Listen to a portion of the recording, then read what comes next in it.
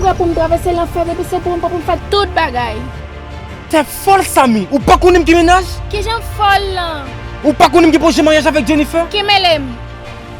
Samy, on sait t'as perdu la tête, pas comprendre nous-mêmes. Hein? Ou qu'on sait le samkadou?